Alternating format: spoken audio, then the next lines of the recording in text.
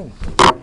We can stand in the name of the Father, and the Son, and the Holy Ghost. Amen. Hail Mary, full of grace, the Lord is with thee. Blessed art thou among women, and blessed is the fruit of thy womb, Jesus. Holy Mary, Mother of God, pray for us sinners, now and at the hour of our death. Amen. Viva Cristo Rey, que viva. In the name of the Father, and the Son, and the Holy Ghost. Amen. Have a seat. Thank you all for coming tonight.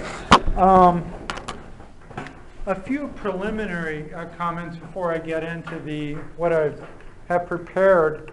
One is that we might end up going a little bit out of logical sequence tonight for the simple reason that I'm not exactly sure how long what I've prepared will take us to go through. So if it goes more quickly than I expected, then maybe if there might very well be time, then maybe I can give a little of the backstory and we can talk a little bit about Freemasonry and why it is so inimical to Christianity and especially to Catholicism. So that's kind of a philosophical background to what we're going to see unfold.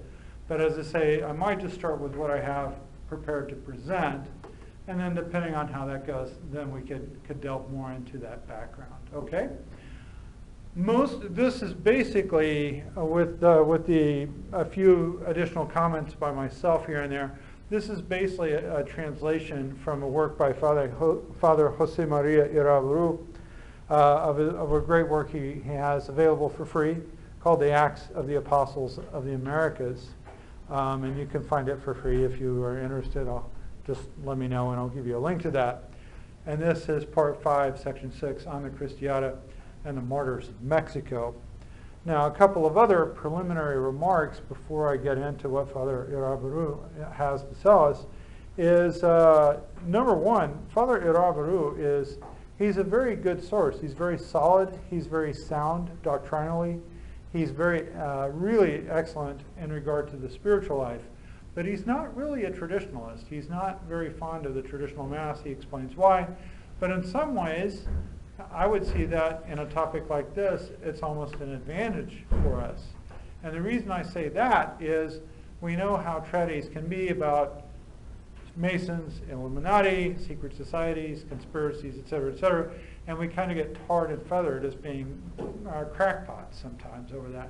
And let's face it, some of us are, right? I mean, there are. I mean, let's be honest about it, right? So this is a good source to say, hey, look, this guy is not a nutcase. He's very solid, but he's a good, solid Catholic as well. And in terms of morals and doctrine, spiritual life, he's excellent. And if you understand Spanish, I'll be happy to refer you to a number of really excellent resources that he has available. So, as I say, this is actually a very good source for us to turn to. And he's very careful with his scholarship. He consults good, reputable sources. Again, it's not just internet hearsay. He has good documentation for his claims. Another preliminary thing, though, that I guess I'll mention before we get into the substance of this text is that the United States is not going to come off looking that good. The U.S. has kind of a long history of anti-Catholic interference in Mexico. Maybe you're aware of that, maybe you're not. As you may know, Texas was part of Mexico, but it was due to Freemasons of the U.S. who went to the Alamo and fought. Of course they lost, but it was due to Americans, anti-Catholic movements, Freemasons and so on, that took Texas away from Mexico, okay? So there's been a long, long history of antagonism. During the Mexican-American War, I believe it was of year 1848, is that correct? Around that time, the American forces burned churches. In fact, there's a very interesting, this is completely separate from anything he's saying here. There was an Irish Catholic contingent of U.S. soldiers called the San Patricios, who realized that basically this was just anti-Catholic activity that they were doing, and so they switched sides and started fighting on behalf of Mexico. So things ended very badly for them, by the way. But the San Patricios are another aspect of that story. I happened to see, as it turns out, the whole speech that President Trump gave just the other night, the other day to the United Nations. And one of the things, it's an excellent speech in a lot of ways in terms of its political philosophy. And one thing he does say is, we don't seek to impose our system on the rest of the world. And I was glad to hear it, but at the same time, a reasonable person who looks at history could honestly say, you could have fooled me. I mean, we have a history of doing that wherever we go. We want to impose our system wherever we go. And so if this is a sincere statement that he truly means that, it's actually a good thing, because it respects the comity of nations, that nations have a right to their identity and their laws and customs and things like that, and that we need to cooperate and collaborate as nations, but we have a right to have our own identity. We don't have to be clones of the U.S. So there's been a long history where the U.S. has tried to clone itself in other governments, and you'll see that as our story unfolds tonight. So I'm just saying that. I'm not trying to sound like someone who's here to bash the U.S. and so on. All countries have their faults, et cetera, et cetera, et cetera. But we just have to be realistic about the involvement that the U.S. has had in this whole very shocking story, which I'll go ahead and start. Any questions before I get into what Father Irabaru is going to tell us here? Any questions? If you do have them along the way, you may as well just raise your hand. I'll try to answer the best I can. If I don't, I'll just make something up. But no, but if you do have questions, let me know. And again, I do have some other references and sources to point you to if you're really interested. So this is part 5, section 6. The Cristiada, 1926 to 1929. So 90 years ago for us. The 20th century has undoubtedly been the most remarkably martyrial in all the history of the Church. It is appropriate in this connection to note that the impressive testimony of the martyrs of Mexico was the immediate model for all Catholics who afterwards would shed their blood for Christ. In the first place, soon after the Cristiada, were the Spanish martyrs, who were so numerous. Antonio Monteiro, in The History of the Religious Persecution in Spain, 1936 to 1939, therefore 10 years after the Cristiada, a work from 1961 but recently reissued by the Biblioteca de Autores Cristianos in 1998, says, quote, "In all the history of the universal church, there is not a single precedent, not even in the Roman persecutions, of a bloody sacrifice in a time not much longer than half a year, of 12 bishops, 4,000 priests, and more than 2,000 religious." And here I remind you that he is speaking of the Spanish Civil War of the 1930s. Okay. Getting back to Father Irabaru, but only a few years earlier, 1926 to 29, the Mexican martyrs were a model for so many other hundreds of thousands.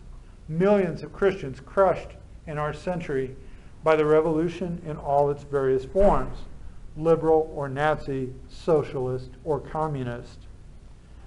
It is of great interest to us then to know about the religious persecution in Mexico and to understand well the response of those admirable Catholics who with their blood continued writing the Acts of the Apostles in America. We find information on the Cristiada in works like that of Aquiles Moctezuma, The Religious Conflict of 1926, Its Origins, Development, and Resolution; Antonio Rios Facius, Mexico Cristero, History of the Catholic Association of Mexican Youth, 1925 to 31, and Miguel Palomar y Vizcarra, The Exemplary Case of Mexico. We also possess impressive accounts from Cristeros themselves, such as the one by Luis Rivero del Val, Between the Hooves of the Horses, which came to be the diary of the student Cristero Manuel Bonilla, or the account by the peasant Ezequiel Mendoza Barragan, Cristero Testimony, Memories of the Author, a work which is even more remarkable. And here I will mention that one of our current seminarians in Denton, Javier Ruiz, is a grandnephew, I think, of a canonized Cristero. And so he can tell you some things as well. And we also have at our disposal excellent modern studies, for example, that of Jean Meyer, the Cristiada, and Lauro Lopez Beltran, Religious Persecution in Mexico. It will be fitting in any case that we begin our chronicle at the beginning. The liberal persecution that brought about the Cristiada of the 20th century was only the continuation of the persecution that had already slowly begun in the 19th century. And here I'll hit the pause button and insert my own comment. So if you've seen the movie For Greater Glory, I imagine many of us have. Pretty good movie, not completely accurate, but we don't want to regard the Cristiada as suddenly coming out of nowhere. There is a long, long background here, which we're going to look at right now. Father Iraburu, religious persecutions in Mexico in the 19th century. In 1810, with the cry of the priest, Miguel Hidalgo, "Long live Ferdinand VII, and death to the evil government," the process began that culminated in the independence of Mexico. Whereas in 1821, the Plan de Iguala decided the complete independence of Mexico as a constitutional monarchy, still it was offered to Ferdinand VII without success, and it remained at the assignation of the Mexican courts. After the brief government of the Emperor Agustin de Iturbide, 1821 to 24, who was rejected by the Freemasons and shot in Padilla, the Republic was proclaimed in 1824, which went along unsteadily until the middle of the century, and which lost, to the gain of the United States, half of the territory of Mexico in 1848. And again, I remind you that in 1845, Texas was taken away from Mexico, and then as a result of 1848, that's when we got really basically all the rest of the West, okay? California, Utah, all the western part. You could look at a map to be precise, but basically half of the territory of Mexico was taken away because of that war. And I'll even go further to say that Mexicans have not completely lost consciousness of that, even though Americans don't know about it very much. And so some of them see this immigration to the U.S. as just reconquest of what was their land. Now, we can argue about it, but some of them really do. They speak of reconquista because they think it was unfairly taken away from Mexico to begin with. So, just saying. It's good to know history because that way you know why the furniture is where it is in your politics. Back to Father Rabu. Very soon after independence, already in 1855, the liberal revolution was unleashed with all of its anti-Christian virulence when Benito Juarez came to power. And Juarez, of course, is a city that's right across from El Paso, right? They named that after him, right? A Zapotec Indian from Oaxaca who learned Spanish and how to read and write at the age of 11 with the help of a lay Carmelite, Salanueva, he was thus able to enter the seminary, which, of course, he left. Later, becoming a lawyer and a politician, he imposed, as required by the North American Freemasonic Lodge of New Orleans, the Constitution of 1857, of liberal orientation, and the reform laws of 1859, which were openly hostile to the church. And again, I'll press the pause button. 1859 to 1929, that's a period of 70 years. 70 years. And what does that so-called reform law of 1859 look like? Through these, contrary to all natural law, he established the nationalization of ecclesiastical goods, the suppression of religious orders, the secularization of cemeteries, hospitals, and charitable places, and so on. His government also supported a Mexican church, a dangerous attempt to create around a poor priest a schismatic church. All of these outrages provoked a public Catholic outcry, similar, as Jean Dumont says, to what would later be produced in our century. Quoting Dumont, in fact, the Cristiada of 1826 to 31 had a very similar precedent in the years 1858 to 61.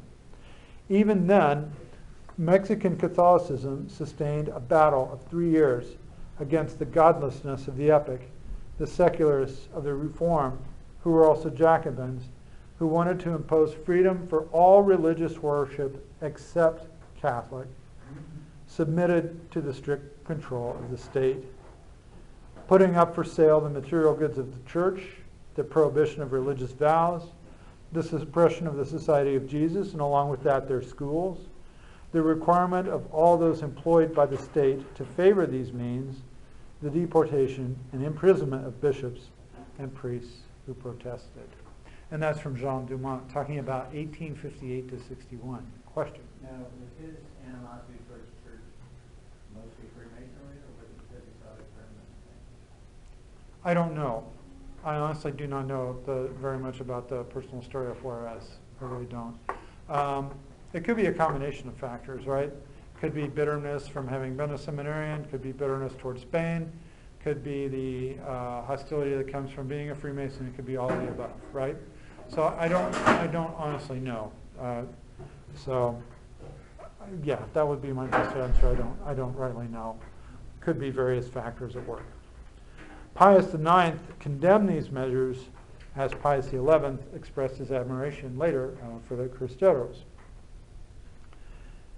In that civil war in which there was deportation and condemnation to death of priests, deportation and imprisonment of bishops and other religious, bloody repression of the manifestations of protest, particularly in the states of Jalisco, Michoacán, Puebla, and Tlaxcala, the liberal government prevailed thanks to the help of the United States. And I'll mention that Jalisco is where Guadalajara is located. It's the most Mexican of the Mexican states. It's the home of mariachi, they say, the home of tequila, we know, and also the home of the Cristiada movement. And even the people there will say Jalisco is Mexico. So it has a reputation. Can you spell that for us, Father? Sure, Jalisco, Jalisco. Jalisco. Did that work? Or one more time? What was after the I? SCO. Okay. And in the highlands, and a further digression, in the highlands today of Jalisco, that even today remains an extremely Catholic area. Probably one of the most Catholic areas in the world in terms of like true believing Catholics who would die for their faith. Even today, the highlands. Those are a very difficult place to live, so those people don't mess around. All right? Back to Father Irabaru. The liberal reform of Juarez was characterized not only by his anti-religious sectarianism, but also, along with the seizing of the properties of the church, it eliminated the public lands of the Indians. These means did not, even so they seized the public lands, right? These means did not, even so, prevent the state from a grave financial collapse, but they enriched the privileged class, increasing latifundism. Now, latifundism is agriculture that is dominated by large estates, okay? So we kind of have something verging on this in the U.S. anymore, where we have these massive corporate farms instead of the small family farms, right? Just big, huge, massive mega farms that are owned by big corporations. That would be our capitalist version of latifundism, okay? With all this, according to the Mexican historian Vasconcelos, who was also a philosopher and politician, he says, quote, Juarez and his reform are condemned by our history, and he, Juarez, has come to be seen, as others, as being in the category of agents of Anglo-Saxon imperialism. Back to Father Irabaru. Concerning this last, it would be sufficient to mention the incredible, shameful offers to the government of the government of Juarez to the United States in the McLean-Ocampo and Corwin Doblado treaties, or to mention the agreements with the North Americans carried out by Juarez's agent, Jose Maria Carvajal. And luckily, the U.S. Senate rejected both of these treaties. The period of Juarez saw itself interrupted for a brief period in which, by imposition of Napoleon III of France, Maximilian of Austria held power 1864 to 67, who was assassinated in Querétaro soon after. Also in these years, the church was subjected to harassing laws, and the Masons, quote, offered to the emperor the presidency of the Supreme Council of the Lodges, which he declined. But he did accept the title of Protector of the Order, and named as his representatives 2 individuals who immediately received the 33rd degree. That's from Acevedo, History of Mexico. After Juarez, Sebastian Lerdo de Tejada succeeded to power 1872 to 76. He, who had studied in seminary in Puebla, increased the religious persecution, reaching the point of expelling even the Sisters of Charity, whom even Juarez respected, despite the fact that of the 410 sisters, 355 of them were Mexicans, and they helped around 15,000 people in their hospitals, asylums, and schools. On the other hand, he officially favored the spread of Protestantism with North American help. In the same year, 1873, it was prohibited that there be any religious manifestation or act outside of church buildings. And that's according to Acevedo. So imagine a society where they do terrific pageants on December 12th, the Feast of Our Lady of Guadalupe, and you say you will not have any public demonstration of religion outside of the church walls. I mean, it's really an outrage. And again, I'll say that at least under the previous administration, they were starting to move in that direction, especially with the healthcare mandate and stuff. It's like, well, you know, inside of church you're fine, you can have your religion, but outside of the walls of the church, the government gets total say in everything. We were starting to move in that direction. Thankfully, we're not at the moment. Hopefully that will hold. I don't know. We'll have to see how that plays out. All of this provoked the War of the Religioneros, 1873 to 76. So here we have another uprising, an armed Catholic uprising also preceding the Cristeros. The continuance of Juarez in power also brought about a stronger and stronger opposition from even liberals themselves. The General Porfirio Diaz, who was, like Juarez, from Oaxaca and a former seminarian, advocating as supreme law the non-re-election of the President of the Republic, unleashed a revolution that carried him to the government of Mexico for about 30 years. He was re-elected 8 times in a farce of elections from 1877 to 1910, claiming all the while that he did not favor re-election of presidents, okay? Yeah. What is the issue with these ex-seminarians? Yeah, no kidding. Sinister. No kidding. I think Stalin was too, wasn't he? Was Stalin? I think Joseph Stalin was as well. Of the Orthodox Church, yeah. In this long time, he exercised a dictatorship of so-called order and progress that was very favorable to foreign investors in petroleum and railways, especially to the North Americans, surprise, surprise, and to the most privileged domestic levels. Also during his time, latifundism increased, and very grave social injustices were committed. Still in all, the liberalism of Porfirio Diaz was more tolerant towards the church, although he left 20 persecutional laws of the reform in place. He normally did not enforce them.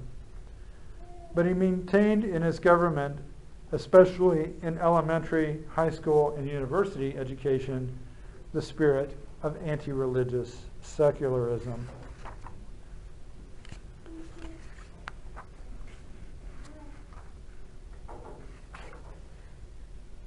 Okay. The persecutions of Carranza and Obregón, 1960 to 1920 and 20 to 24. So in other words, Porfirio Diaz has taken us up to about 1910. Okay, so we're getting not too far from the Cristiada itself. The final years of the rule of Porfirio Diaz and following, in the midst of continuous interference from the United States, record innumerable conspiracies and uprisings, indigenous movements of agrarian claims to reacquire their seized lands, and wars marked by cruel atrocities. The liberal revolution, which persecuted Catholics so severely, went along devouring its own children one after the other. And so again, I'll insert that that's actually fairly typical. I mean, you look at the French Revolution itself, the guillotine was as good for their own people as it was for their enemies, and they just started chopping everybody's heads off. So that's actually fairly typical that will happen. We also saw that with communism, right? Where among themselves they managed to slay each other. They always develop their young. They do, and so Castro had Che Guevara killed, and who was it? Lenin had Leon Bronstein, also known as Leon Trotsky, killed in Mexico. Yeah, exactly. So I mean, it's not out of it's typical, right? That they end up turning their weapons on themselves.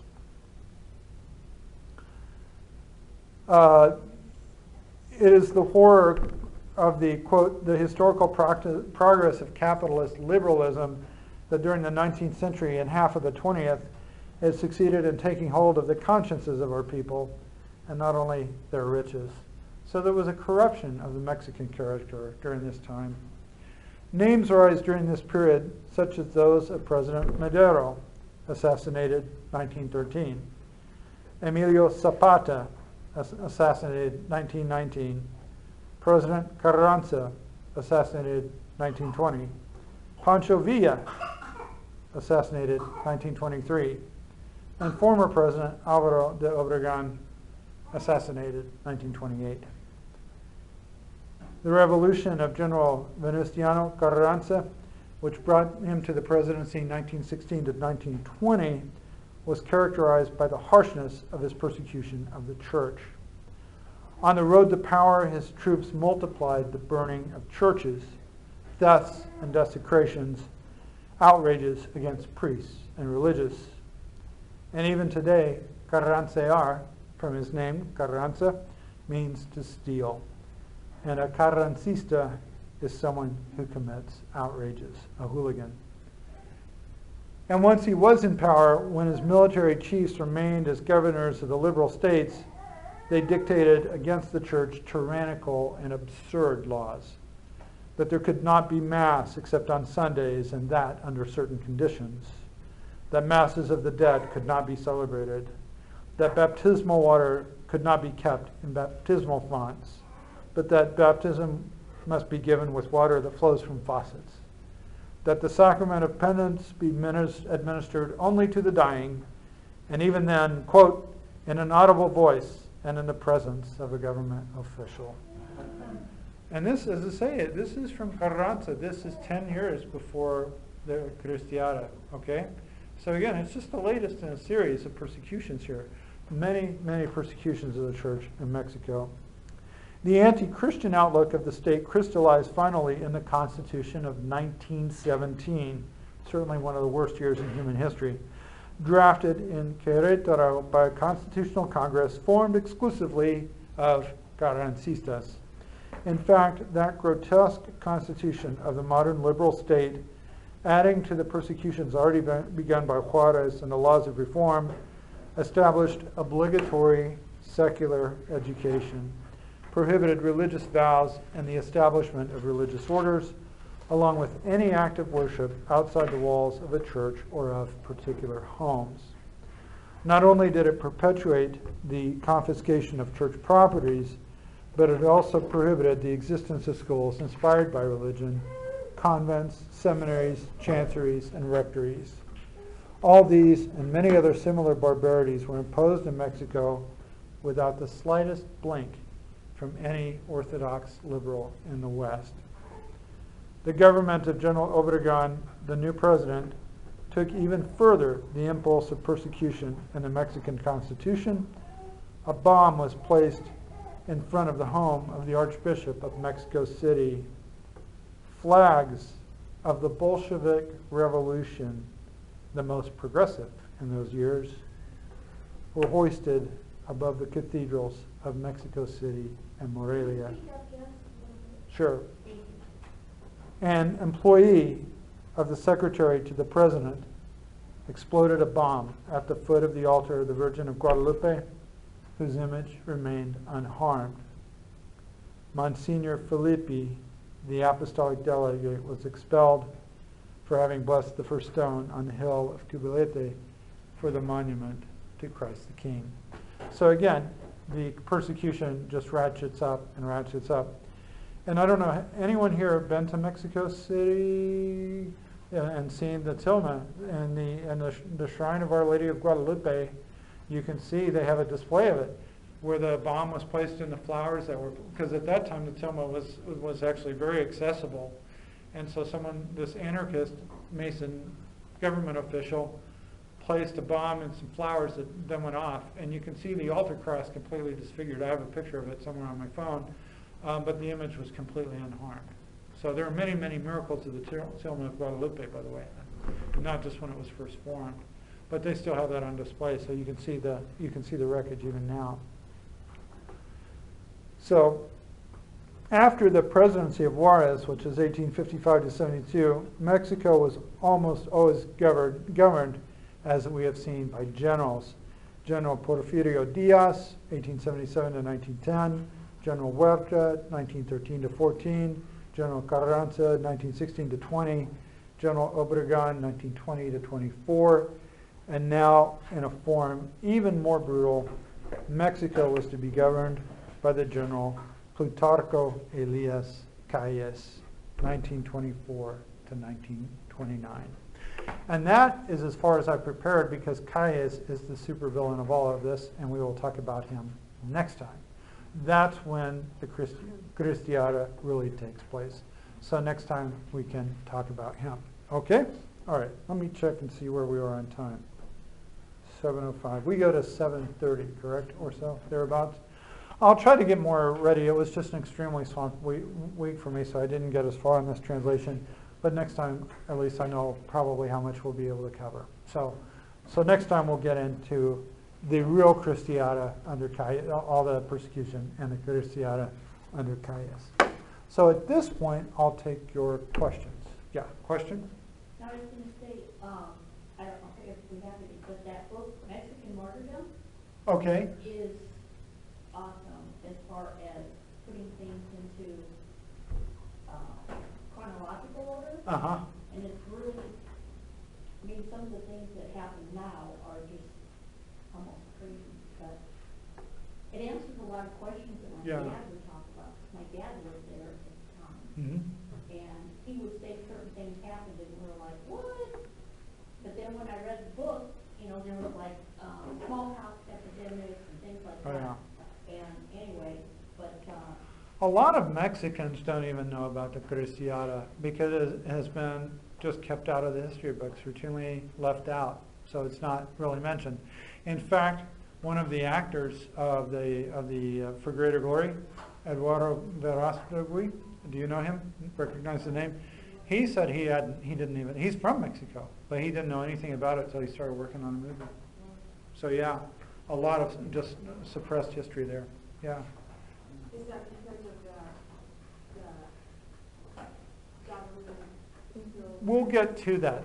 I think that Father Irabaru does talk about why that situation came about. Yep. So we'll get to that eventually. So, any other questions, or should I tell you a little bit what I can remember off the top of my head about the philosophical background here, the danger of Freemasonry? So I haven't really prepared this, and therefore, if I am inaccurate in my details, my apologies. I believe that I will be substantially correct in everything I tell you. So I may get a few of the details wrong. If it really, really matters, let me know, and I can either do some digging or have you do some digging, and we can iron out those details or whatever. But Freemasonry, as we know it, really comes about in spite of what they claim of being very ancient, blah, blah, blah, blah, blah. They have a mythology around themselves. It really tracks back to 1717. So for some reason, in history, these years that end in 17 have just been doozies. They have. They have, over and over again. 1917 was horrible. This has not been the most fantastic year either. But I mean, 1717, the first lodge was formed, the modern day lodge was formed in England. Okay, so the origin of European, really of worldwide Freemasonry was England okay, in 1717. And initially, to give the devil his due, initially it had at least some semblance of respectability. It was going to be a club for men, and they were going to basically leave politics and religion out of it, right? So like, we'll make a gentleman's agreement not to involve ourselves in these matters, but we'll just come together as virtuous men to pursue civic virtue and civic goals and things like that. So in the very, very beginnings, early-ish on, it had at least some semblance of respectability, and that's probably one reason that it was able to proliferate fairly quickly. But one place it went to, I don't know when, but not very long after that, was Paris. And then you have the Grand Orient Lodge. And that is, if you want to talk about evil twin brother, you've got it there in spades.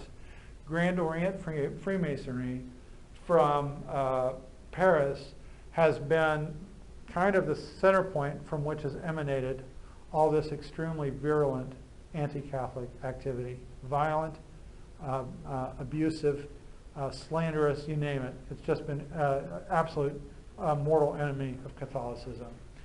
And so that is why the popes then pretty quickly realized the sinister nature of this beast and started condemning it. And so if you want a really, really very good and thorough account of this, about the history of Freemasonry and why it's bad and all this stuff, I mean, really an excellent presentation all around. It is by Michael Juarez. Now, I'm not giving him 100% endorsement. I don't necessarily agree with him on everything. Okay, I think he gets a little unmeasured in some of his comments, et cetera, et cetera. But he does have this faith-based investigation, FBI thing, that's an hour long. You can download it. I have it. He has two of them? So it's an hour, It's 3 minutes long. Oh, it's 2 hours long. Okay. And I've seen it, and it is really very, very good. And so, I mean, so you may have whatever opinion you have of him. That's fine. I mean, there can be a difference of opinion as to what you think about Michael Juarez. But I will say that this one is very, very well done, very well documented, researched, and everything like that. He does not get into just all this internet junk and again, very spurious material from very dubious sources, okay? He documents it very firmly with papal documents, with actual statements from their own literature and so on. It's just very well done. So again, no matter what you may think of him in general, fine, but I would say if you want more info, that's one of the best places you can go to as a single source. Yeah, Becky. Kelly works in bookstore, behind the lodge door. Behind the Lodge Door. That's another book. There are a number of really good books that have been written as well. There is a book by the Cardinal of Chile. I forget the name of it, but that's published, I think, by Tan, maybe. But there are... Right, John Salza. John Salza, probably? He was one. He was one, yeah. And so, yeah, so there are a number, actually, of good books, even current ones, of recent issue that explain why Catholics cannot be Masons. And even the 1983 code prohibits this. That question came up when the 1983 Code of Canon Law was promulgated. They said, well, is it okay to become a Freemason? And the answer came back from the CDF under Cardinal Ratzinger, God bless him, absolutely not. End of story. No further discussion. The judgment of the church is irreformable on this point. It's settled. You cannot belong to these organizations. So, what is the big deal? Why are Catholicism and Freemasonry natural and supernatural enemies? It's because it's a war between just that. It's a war of the natural against the supernatural. And as Donoso Cortez, by the way, I have an announcement, or my pastor's message is about him. As Donoso Cortez says, the supernatural is above the natural. And in fact, in some ways so is that the case that everything supernatural is above everything natural. They're just two different orders of existence, okay? And so that's why there is this war. It's basically diabolical. It's satanic because Satan wants to be equal to God, right? And yet he himself knows that he is not and never will be and never can be, because nothing created can be God, right? We can be God-like. We can participate in his nature, but we cannot be him, right? Because God is eternal, supernatural, the creator of all things visible and invisible. And you and I are very visible, right? As well as having invisible souls. So there's this, it's the war of naturalism against supernaturalism, ultimately. And it's a war that we see very much at play right now in the United States. No one wants to say it, but the culture war in the U.S. is not a war about gender identity or any of that stuff. It's a war against God. God is the creator. He makes us with a human nature. That because human nature, and right along with that creation of human nature, there are things that are good for it and things that are not good for it. Right? Just like fish and dogs and squirrels and the whole 9 yards. And that is natural law. Natural law says what is good for that creature. Right? Even angels have a natural law because they are creatures. Make sense? There are some things angels can't do. They don't have bodies. There are things we can do they can't. Right? There are things they can do we can't. Right? So natural law, because we're created, there is a natural law. But this natural law comes from our Creator. It comes from God. He is the one who designed us and created us. And so again, a rebellion against the natural law is a rebellion against God. Right? And that is why you see all the promotion of this stuff against natural law, especially in Latin America. And who do you think is promoting this stuff? Freemasons. Because it's a way to undermine belief in God. It's a way to undermine the public authority of the church, to humiliate the church, and to impose evil. I mean, it's all tied together, bundled together there. Does that make sense? So, I think that's actually, I think that's actually kind of it in a nutshell. I mean, if I have not been clear enough, or you still have lingering questions here, or whatever, there's envy also of the church. The secularists always hate the church because they envy the church as well, just as Satan envies God, right? So I think that's part of it too, behind the violence and hatred and suppression and everything else. They know they can't be equal, so they want to destroy. Logically that fits hand in glove. So, but if I can help explain anything further, let me know. Questions? Yeah. I was just going to say, but you kind of elaborated on it. It is a mimicry of almost like the Freemasons are representative of Satan, and the church representative of God, like just the mimicry of trying to slip that. But you are already. Mm-hmm. Yeah. Oh, and so, by the way, she used a very appropriate word there, mimicry, because that's another thing too, and I don't know the details, thankfully, I don't want to, but lodges are very secretive, but then they do all these rituals, and a lot of these rituals are basically, from what I'm told, are basically like blasphemous knockoffs of church rituals, because again, it's a way of mocking them and despising them. So yeah, that's another reason, even in spite of even if we were back to the good old Freemasons of 1717, the very fact that they have these blasphemous rituals would be reason enough no Catholic could ever be associated with these organizations. Yeah, in back. I've heard, and it seems somewhat plausible, that the Knights of Columbus originally were the Catholics' answer to men at that time wanting to join something when they couldn't join the Masons. Right. Is there any basis to that? I don't know. I really don't know. From my understanding, and again, correct me if I'm mistaken here, I think Rob is a Knight. Maybe we have others. Are you a Knight, Howard? Or no? So, but I think, from my understanding, the original purpose of that organization was to provide insurance for widows and orphans. And it started as to be a member of a guild at that time. Yeah, kind of it was like an insurance, life insurance cooperative. Would that be the right word? Yeah. Quasi. But something like that. Being excluded from all of the organizations that would provide life insurance. Right. So that's basically why the Knights of Columbus was founded, was to provide Catholics with life insurance. Right. And you also had my history teacher in high school told me that back in the day, you would see signs in the window that said N-I-N-A. Does anyone know what that means? No Irish need apply.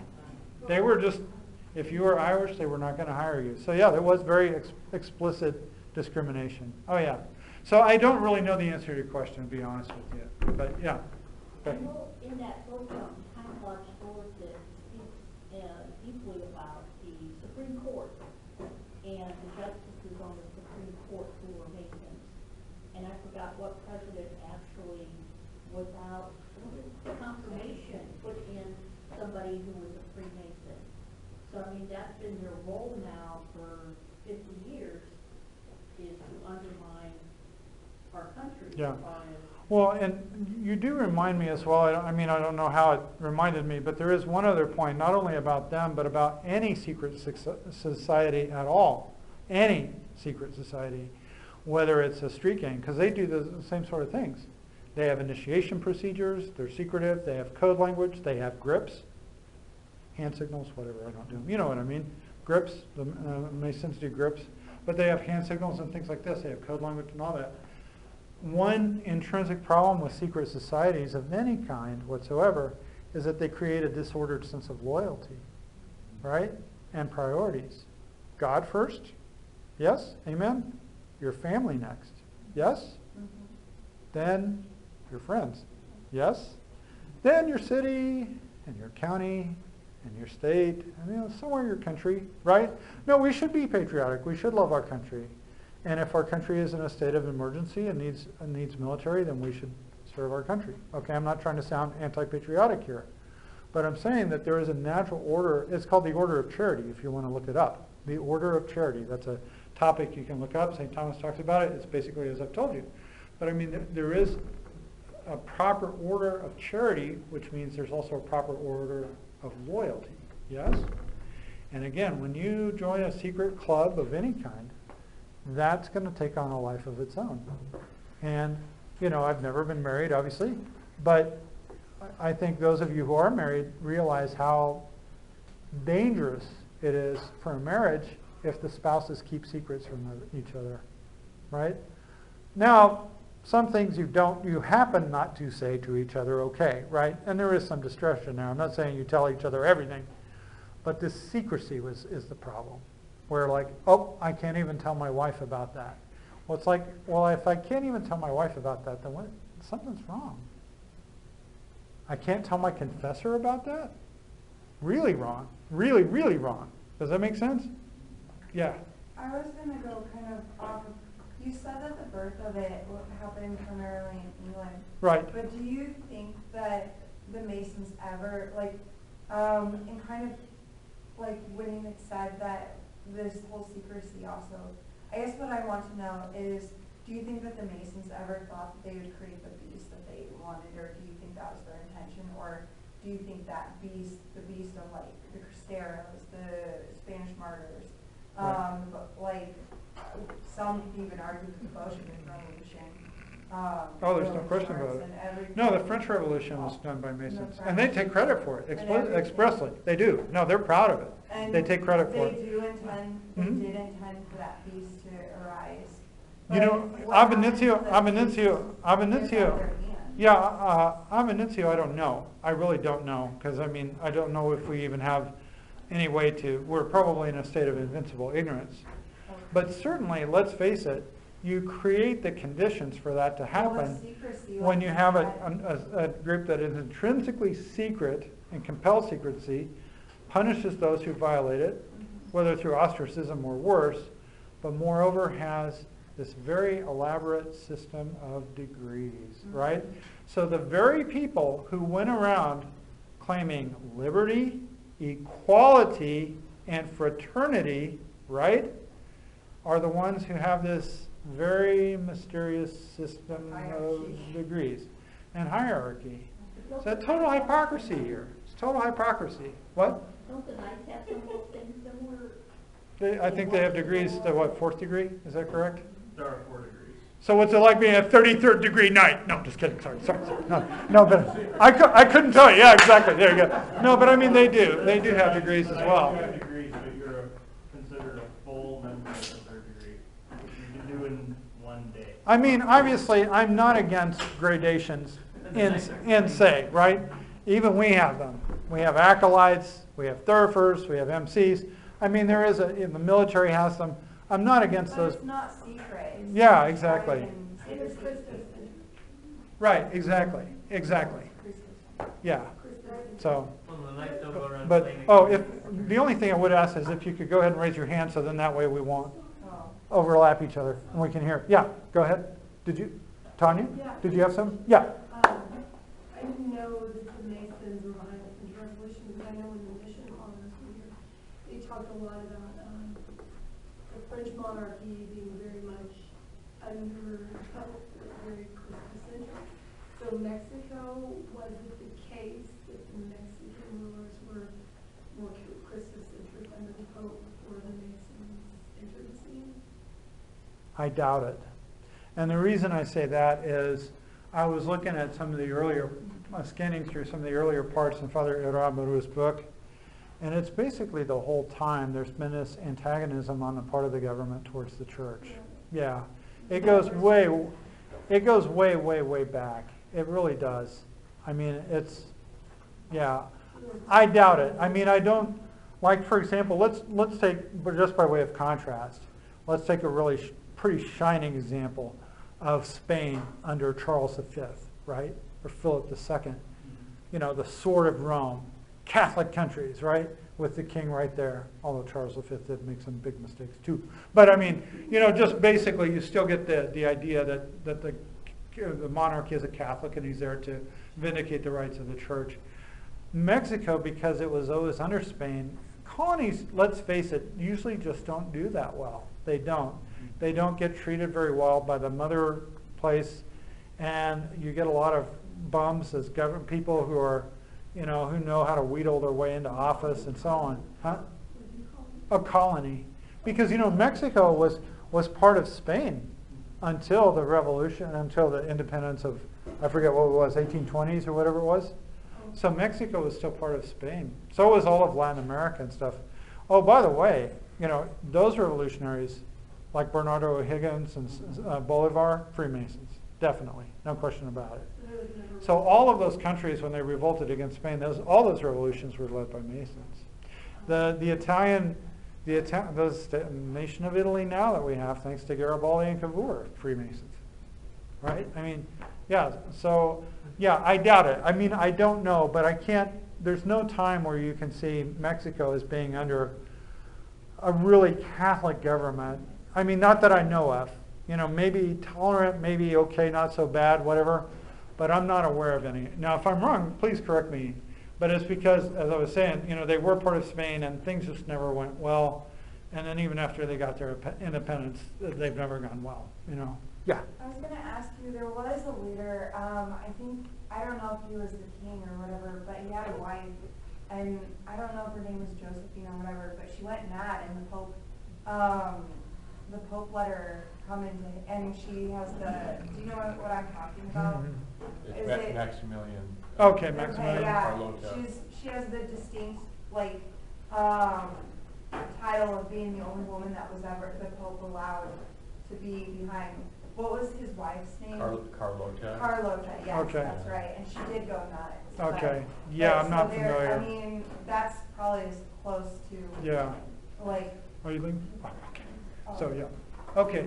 Any other questions, comments, observations? So next week we will, I don't know what time we're getting. What time are we getting? 27. Oh, okay. Wow. Time sure flies. So, yeah. So we'll go ahead and wrap it up here for tonight. I'll give you a blessing. But then next week we'll continue with Irabaru. Okay? Thank you all.